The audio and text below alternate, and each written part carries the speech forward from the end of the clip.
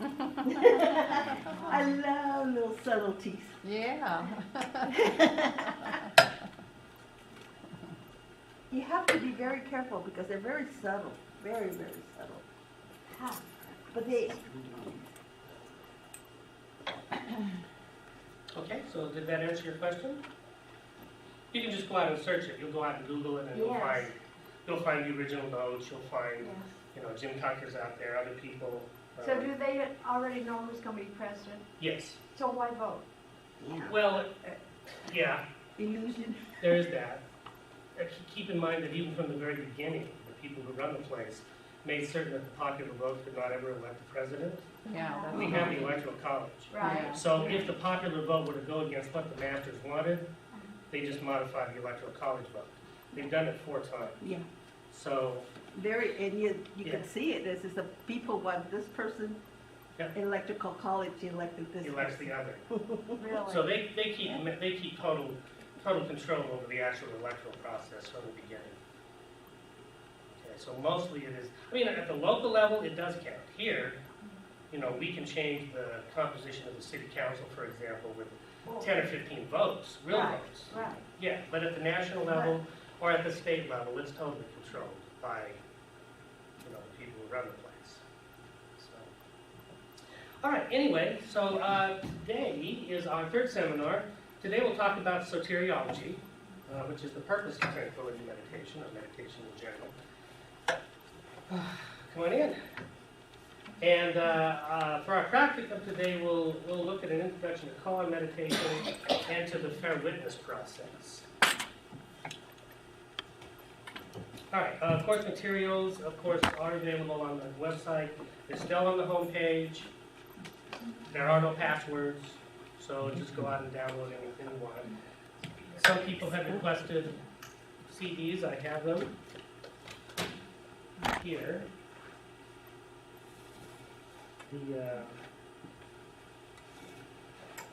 Here's this, you know, everything is out there.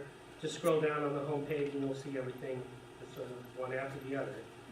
The audio files are at the bottom. And the people who asked for CDs, I have them here. Okay?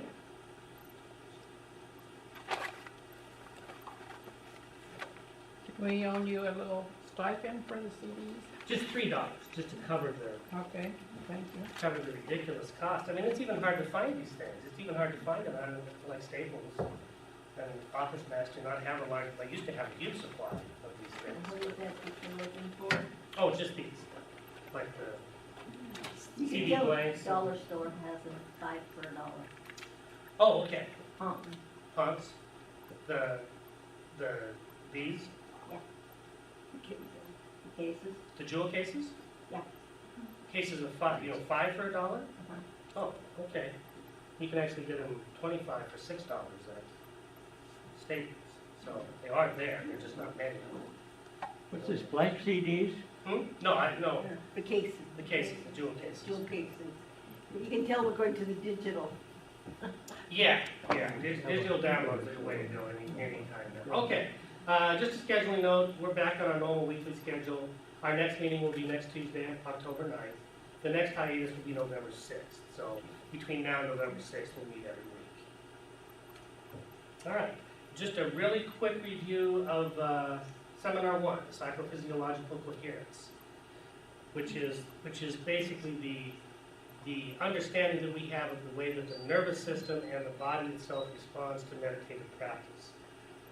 I did bring in, there are several books out there that talk about this. This one here, Zen in the Brain by James Austin, is one of the more valuable ones, not only because it's pretty comprehensive, but also because he studied Zen meditation in Japan for, well, I think he started in like 72.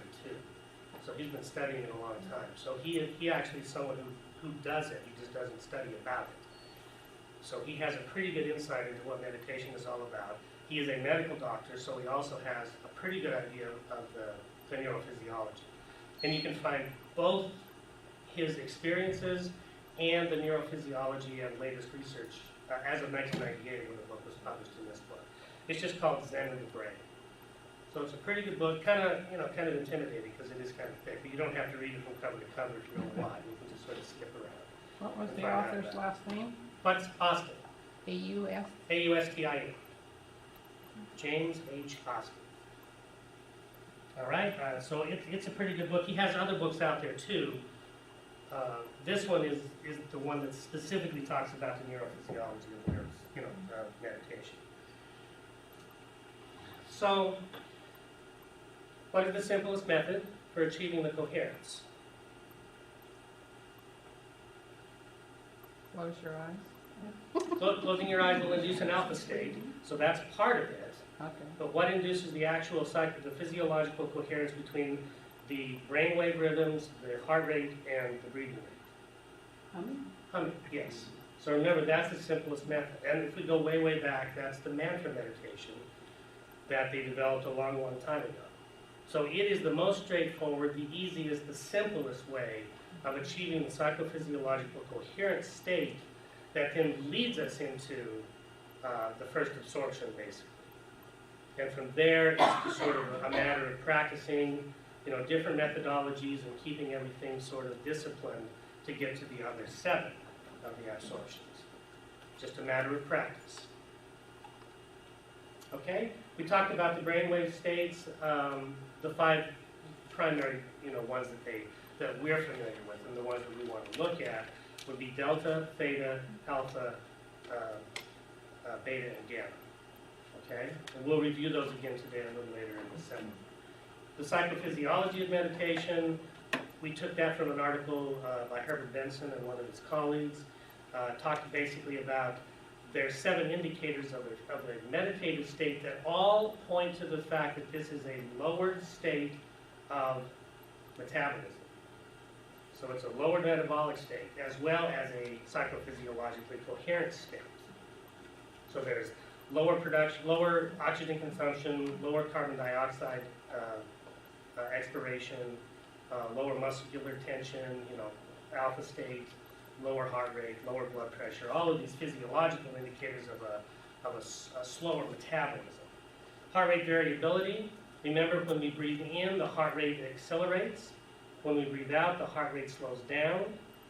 And the difference between those 2 heart rates, when it is analyzed by the ECG and run through a Fourier analysis, what you get is this heart rate variability pattern that they're looking for. The greater that heart rate variability, the more healthy the heart is. Let me rephrase that. The greater the heart rate variability, the more balanced the autonomic nervous system is. Okay? Because the sympathetic nervous system drives the accelerated heart rate when we breathe in, and then when we breathe out, that switches to the parasympathetic nervous system and slows everything down. And so as long as there's a balance between the inputs from those 2 systems, the heart rate variability will be high.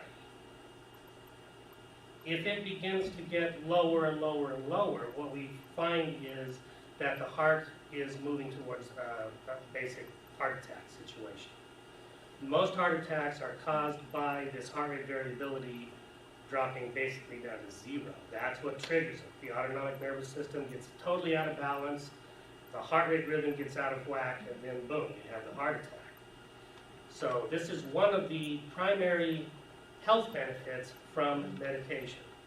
We are less concerned with the health benefits than with the spiritual benefits in general, but this is one of the primary benefits of meditation itself because it creates that psychophysiologically coherent state and it increases heart rate variability by restabilizing and rebalancing the autonomic nervous system. So it's a good thing for the body. All right? So breathing rate, and we talked about phase lock loops.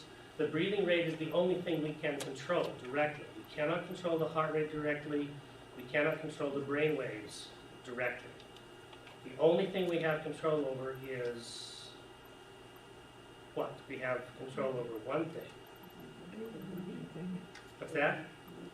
Right, but more general than that. What is it we have control over? There's only one thing. We have control over the voluntary muscular system. That's it. We don't control anything else. That is the only thing over which we have direct willful control. We can control the muscles, the voluntary muscles.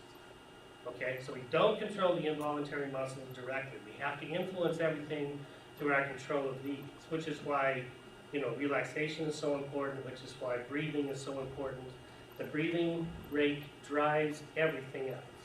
And since we can influence that, since we can directly control the breathing rate through the humming, automatically it will lead to the psychophysiologically coherent state and take us into the first absorption. Automatically, we don't have to do anything, just hum. That's all we have to do. Okay? I don't remember what phase locked loops. Phase-locked systems are cybernetic systems that have a feedback loop in them. Those old turntables, remember the turntables we were getting in the 80s and 90s that have the little mirrors on the side and this little lens up here that shot out a red light at them? Those are phase-locked loops. Those are Hall quartz phase-locked loop control mechanism. It bounces the light back into itself and it controls the speed of the turntable by that.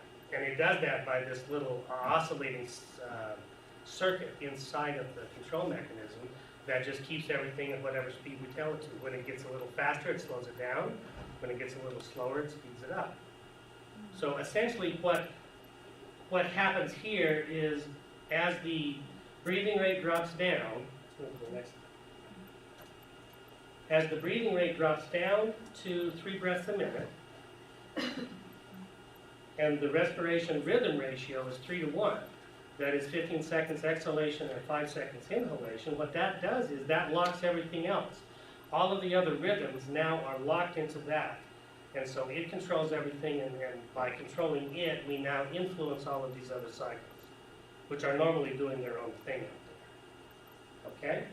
And we know that in the nervous system itself, up here in the brain somewhere, there are 3, possibly 4 oscillators that constantly emit the alpha signal. All right, so when we close our eyes and take the overhead off of the nervous system itself, those oscillators will then begin to influence the rest of the nervous system and begin to bring everything into that coherent, synchronized state, synchronized alpha state.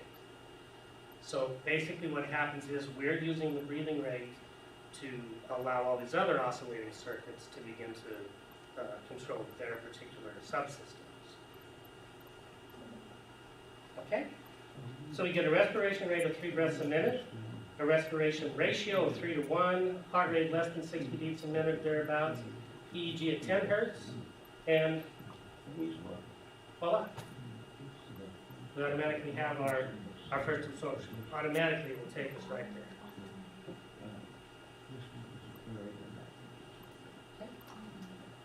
Any questions about this quick review?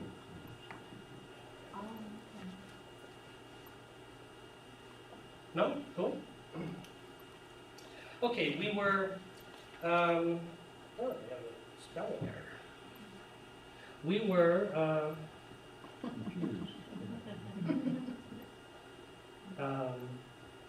interrupted last time because of the, we got into some good discussions.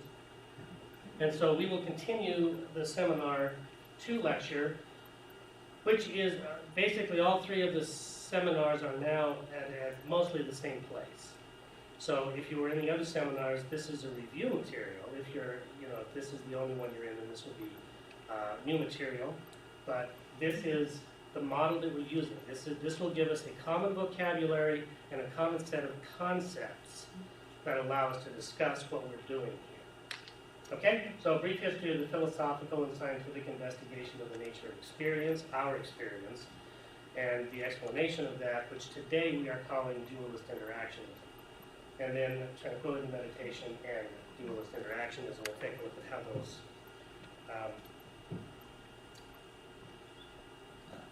how it pertains to meditation particularly. Everything begins, from our perspective, with the ancient mystery religions.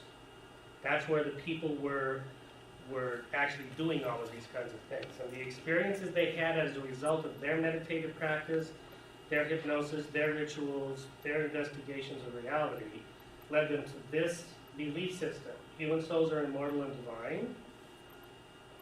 That these souls can transmigrate from person to person, body to body, epoch to epoch.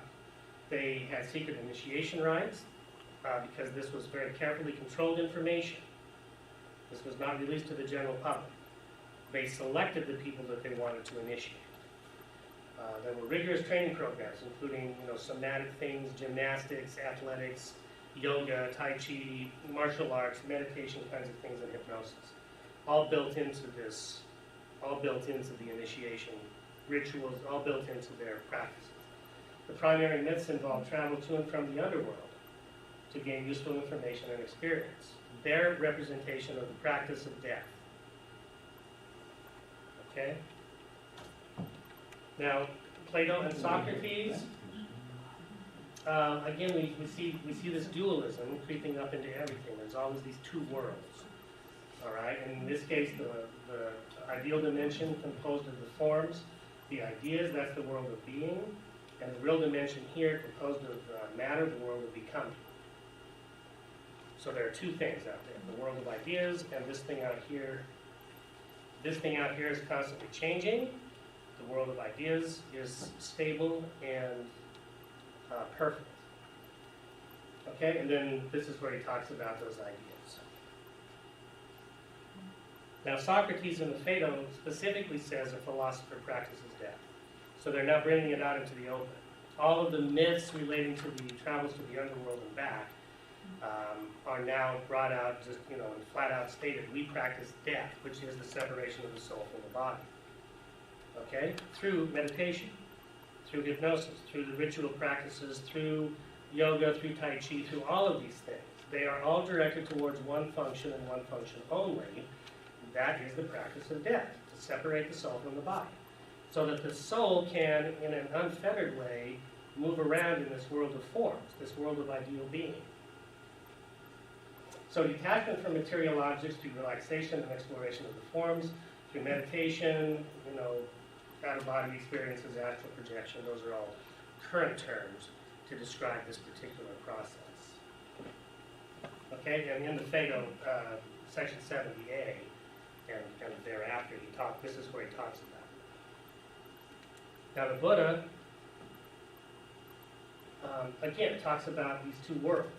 The world of illusion, suffering, and chaos. The world of becoming. That world out there. And then nirvana, of course, the world of enlightenment, joy, and peace. The world of being, the world of the idea, the world of the form. Detachment and meditative absorptions are the means by which we practice death, separate the soul from the body, and then hang out in that other ideal, perfect, heavenly, divine place, rather than hanging out here where things are kind of chaotic and dangerous. Okay? He suggested that there were 8 stages of meditative absorption. And at the end of that stage, at the 8th stage, we would be completely removed from the world of chaos, the world of Maya, and completely engaged in the world of nirvana. Okay? And then we've talked about these meditative absorptions. We will return to them again and again because they're sort of our guideline. The first 4 are the ones that we are concerned with at this point because those will lead us into the final absorption for tranquility meditation. When we're here, when the disappearance of pleasure and pain has occurred, dwell in that dimension of neither pain nor pleasure, and the mind and body are fallen off, we are in a deep state of tranquility meditation, a deep state of tranquility. This is the point where all of the physiological changes will have their, will have the greatest impact and will have the greatest chance to stabilize the organism itself. And where we will then be at a stepping off point into the realm of the divine. Okay? So, like I said, this one here and this one here are relatively simple to get to. And the resonant breathing process will get us here. Really quick, really simple. All we have to do is just practice it. After about 2 weeks of daily practice, we'll be here, the second absorption. Okay? From there, just becomes a matter of practice. It just becomes a matter of recognizing where we're going to go, and then just keeping doing what we're doing. Just keeping doing until we finally get it. All right, so it's just a matter of daily practice. 20 minutes a day is enough to get us here. The more we practice, the easier it becomes. Advanced meditators, will meditate 2 or 3 hours at a time. Sometimes they go into meditation retreats where they'll do that 3 or 4 times a day. You can do that if you like. And there are benefits to that, obviously, but we don't need to do that. We can do it in 20 minutes a day, just as long as we continuously do it, every day. We'll build upon it. The more we do it, and the sooner we get to the second absorption, the quicker the pain will go away. Because while we are in the second absorption, the pain is mostly gone. Okay? Notice that in the first absorption, there's a production of joy and bliss. That will displace the feelings of discomfort. And then as we move into the second absorption, we're so relaxed and we're so focused and we're so internally directed that there's no thoughts, there's no nothing. We're just sort of hanging out there, very relaxed, very comfortable, and pain-free, basically. Okay? The more we enter into that second absorption, the less pain we'll feel when we come out. Now remember, this is, doing it once is not going to help. Because we get up, we go around, we do the things we have to do, we keep getting older. Okay? So no matter, we have to keep coming back to this daily, every day, in order to sort of offset the consequences of, the things that we do. And as long as we keep doing this, basically daily, we'll get ahead of the curve. All right? And then the final 8 are directed towards the insight meditation, because we're now dwelling in that realm of forms, the realm of ideas, the realm of the divine, the realm of God's mind. Okay, that's where we are. And the Buddha described them in these terms: the base of boundless space, boundless consciousness, nothingness, and then neither perception or non-perception. Obviously, he has a hard time describing these things because they don't relate to anything here. So these are the terms that he developed in order to describe them. Okay, so if you haven't been here, these won't make much sense. But they're sort of guideposts again.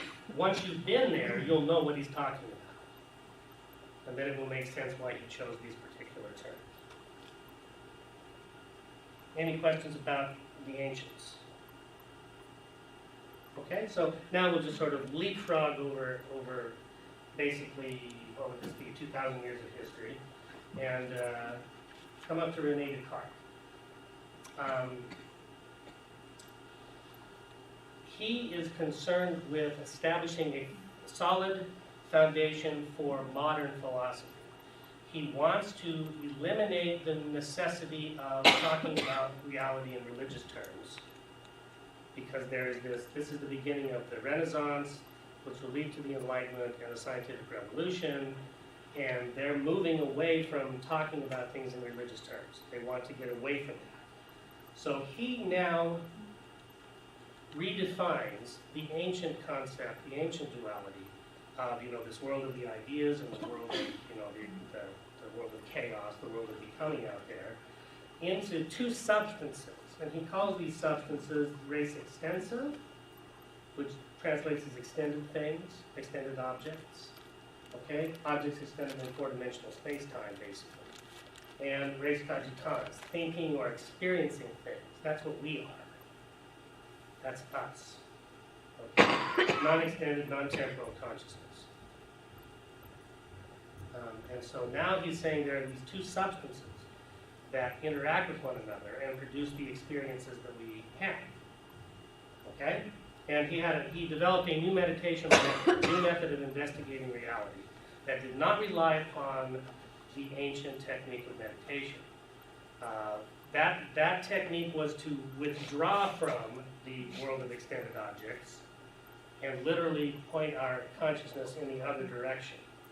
What he wants to do is to look in the opposite direction. He wants to see if we can arrive at the same conclusions and the same points by looking at the extended world first. Okay, and so what he said was, we need to understand the relationship between the thinking substance, which I am, and the extended world, which is the source of all of the experiences that I have here. And he said, those things are doubtable. I can doubt those. Sometimes I make mistakes in my perception. Sometimes I'm deceived by certain things like optical illusions. Sometimes I look at I'm walking along and see something which appears to be a snake on the sidewalk, but it turns out to be someone's belt. Those kinds of things happen.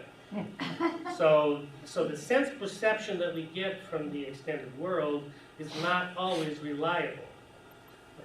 So it's possible to doubt these things. And he said, I'm going to make that the cornerstone of my experience, the cornerstone of my meditational method. And let's see what happens. So he begins to systematically doubt, everything out there. And all he does is he just goes around, and as he sees things, or as he hears things, or as he feels things, what he does is he just keeps reminding himself that this is an experience I'm having, but I don't know anything about it, except that I'm having it. Okay? So he's not making any claims about it. He's not claiming that it's real. He's not claiming anything except I am having this experience right now. And this experience may in fact be deceptive. That will happen later. Okay? So for 8 years he practices this method. And at the end, he arrives at exactly the same place as the classical meditation methods would have taken him, which is right to the point where he is now understanding that he is this thinking substance. Because everything else can be doubted. Everything else can be dismissed. Everything else can be eliminated. Okay? Just like you would do it in classical meditation. And what is left is him, me, you. Having the experiences, doing the thinking, doing the pondering, doing the feeling, having these thoughts, having these feelings, having these experiences. And so now he is standing on exactly the same ground as the people who practice classical meditation. Exactly the same ground. And he has simplified the description of reality to two substances. One of the reasons he wanted to simplify it was because the practice of classical meditation permits sort of an explosion of conceptual ideas and descriptions of this other world. Okay, I mean there are. If you go and look at people who practice those kinds of things, they will have these large compendiums of entities that they've encountered and places that they have been. And none of them agree. No two people, no two investigators have the same experience. So that was what was creeping into philosophy from the time of St. Augustine until the time of Descartes. And he said we have to eliminate that. We have to make certain that doesn't happen. And he specifically talked about the scholastics who for the last 300 years or so had been writing their dissertations for which they would get their doctorate. On the topic of, a typical topic would be like how many angels can dance on the head of a pin? Or can God create a rock so large that he himself cannot move it? Okay, so these were serious discussions that had been taking place for 300 years in the highest levels of the universities across Europe. People were getting their doctorates for writing stuff on this. And so he's saying, wait a minute, this is nonsense. So let's simplify things. Let's go back to an Aristotelian analysis of substances. What are the two primary substances that we encounter? And these are the two.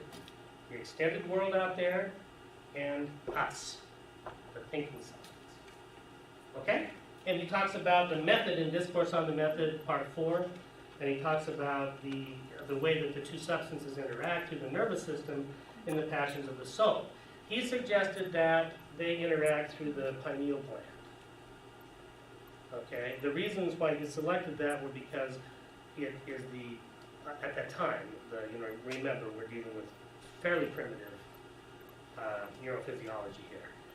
Because it's singular. There's only one of it. Everything else seems to be doubled in the brain. And he was mostly right. But there's only one pituitary gland too. So So, but the argument was that it was right in the center and there was only one of it. So that must be the place where this unitary consciousness of the res cogitans interacts with this body, which then gives it access to the rest of the extended world. Okay? And in fact, he wasn't too far off. The current model that we'll look at in just a little while suggests that it's just a little bit higher than the pineal gland. Okay, the alchemists who are now, this is the beginning of a split between general philosophy and the ancient traditions. And the ancient traditions are now going to go underground. And they will not resurface essentially until the Theosophical movement in the late 19th century. The alchemists talked about distillation of gold from lead, which is their metaphor for the meditative process that you go through in order to discover the difference between the soul and matter, between the res cogitans and the res extensa. Remember, this is an experiential thing. We want to know the difference between us, what I am, and everything else. And the method that we use are these meditative methods, one or the other. And there are several different kinds out there. The process that they used was a physical meditation process. They actually did things in the laboratory that they would then follow. They would meditate on them. This was an active meditation process as they watched the distillation of things, real things, and the real alembics and the real chemical equivalent that they had in their laboratories. And they would use that as an object of meditation to symbolize and guide their own process of separating consciousness from matter. Okay? We compare to yoga and the creation of heat. Okay? The physical methods always generated heat in the body. Yoga generates heat in the body. Tapas. And this is part of the process that they're talking about. If you meditate for a long time, pretty soon what will happen is you'll wake up, you'll come back to normal waking awareness, and you'll be covered in sweat, a concentration sweat. Huge amounts of heat have been generated. Okay? So the alchemical process that they are looking at is exactly mirrored by the actual process in the body. As the body goes through this distillation process of the soul literally escaping its clutches, as we'll see in just a few minutes. Okay? Ki energy, chi energy, Puna energy, all of these energy kinds of concepts from the ancients relate back to this particular idea. Okay, classical mesmerism used the same thing. All right, an updated version of Cartesian interactive dualism emerges in the first part of the 20th century with Edmund Husserl and phenomenology. Again, we find a degradation in academic philosophy during the 19th century. Instead of talking about the mainline topics of real philosophy, which is this distinction between mind and body, between mind and matter, what they've done is they've now taken the analytical methods of philosophy and have applied them to current events, creating what they call Weltanschauung philosophy, worldview philosophy. So in our present time, we would see this process in the debate over gay marriage. You'll have whole bunches of philosophers out there using the analytical tools of philosophy to decide the merits of gay marriage. And you'll see bunches of papers being published. Earlier it would have been the abortion debate. Okay, so this is Weltanschauung philosophy. So Husserl says, wait a minute, we're not talking about angels dancing on the heads of pins anymore, but we're still not talking about real philosophy. So let's get back to that. So let's go back to the last person who actually did that, which is Descartes. And so he said, let's update it.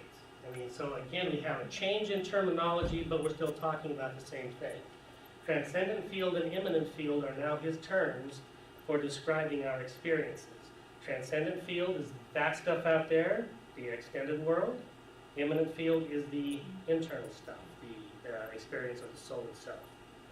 Okay? Res extensa is the transcendent field, res cogitans is the immanent field. Phenomenology is the study of essences leading to the transcendental ego, according to him. Okay?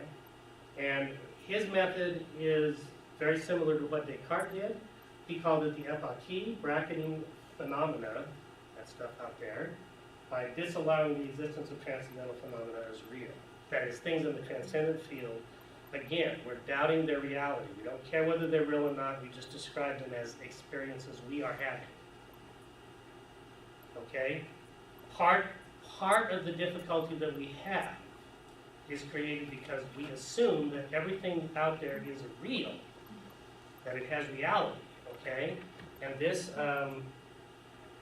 frees us from that particular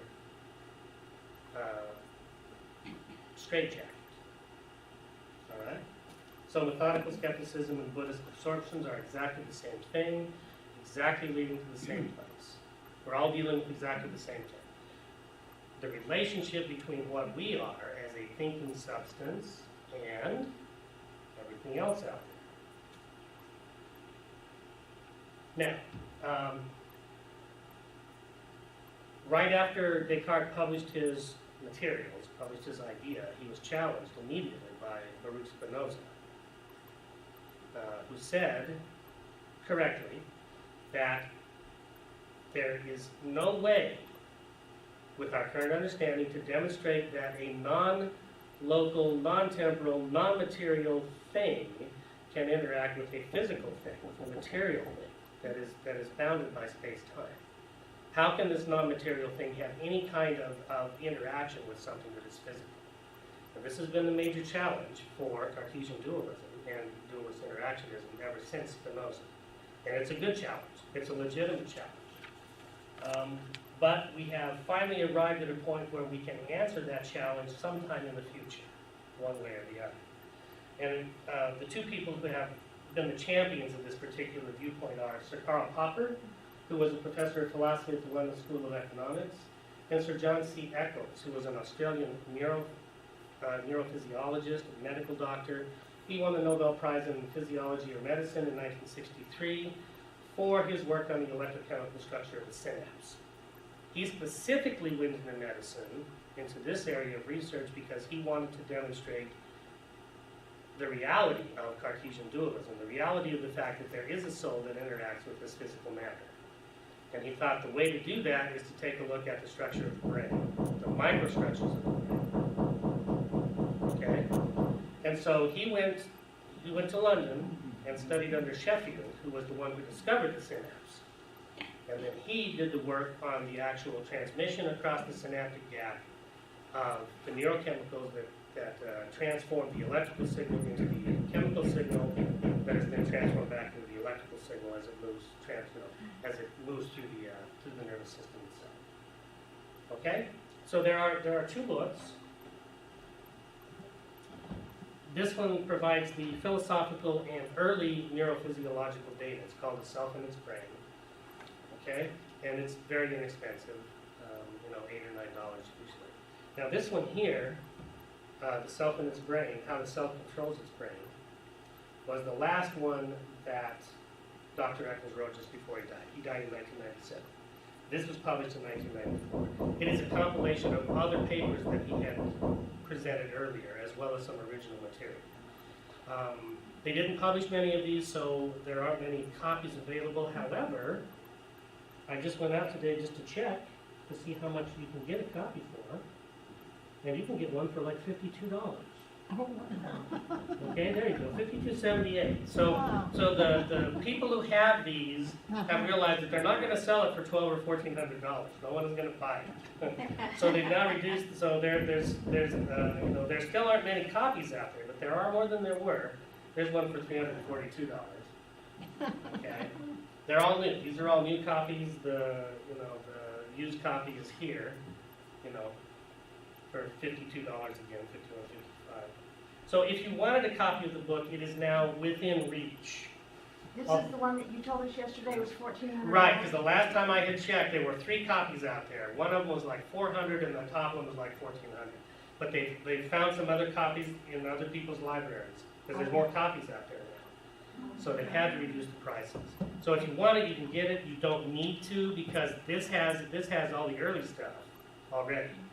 And the two things that are most important out of the more expensive ones are available free online. Okay. they're available here. Quantum Aspects of Consciousness and Evolution of Consciousness, which are the last two chapters in How the Self Controls Its Brain. They are printed, they're available out here as PDF files from the Proceedings of the National Academy of Sciences. So just click on this in the PDF file and it'll take you right there. You can download it and read it, so you don't have to go spend any money. Okay? Basically, what Dr. Eccles is claiming is that the way that the interaction occurs is at the quantum level, in the microstructures of the brain, at the top part of the brain up here, the somatosensory area, the supplemental motor area, places up here where the nervous system sort of, everything sort of flows through this area up here. So if you were to have an input, just drop something in here that could monitor all this stuff, you would have access to everything coming into the body as well as have inputs top down to the processes of the body itself. So he's suggesting that at a quantum level up here somehow, this is where the interface occurs. So rather than the pineal gland, he is now saying it's probably here at the microstructures of the top part of the brain. Okay, this is a testable hypothesis though. This is now we're in the realm of a place where we can actually, in the laboratory, find out if this is real or not, find out if this is the way that it operates. So we're one step closer to being able to demonstrate this reality. Okay, any questions? So far, the important thing to keep in mind is that there are two parts to our experience. The experiencing part, which is us, non-local, non-temporal, for all intents and purposes immortal, okay, that interacts with this particular organism, this particular thing right here, and through it interacts with the rest of the extended universe. And that has been our experience from the beginning to the present, demonstrated by meditative techniques as well as by Cartesian meditation techniques as well as by phenomenological meditation techniques. They all demonstrate the same thing. Okay? And even people who disagree with the dualist version of it are still forced to come to grips with the fact that there appears to be two elements involved.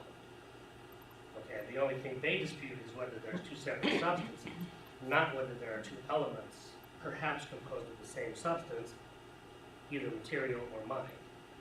So, it doesn't matter where you go, you're going to enter the debate somewhere. There's either two substances that are separate, or there's one substance, either material or mind, that somehow simulates everything else that goes on. And that's the state of the debate at this particular point. Okay? Any questions or comments? All right. I'm going to change the tape here, and then we'll continue.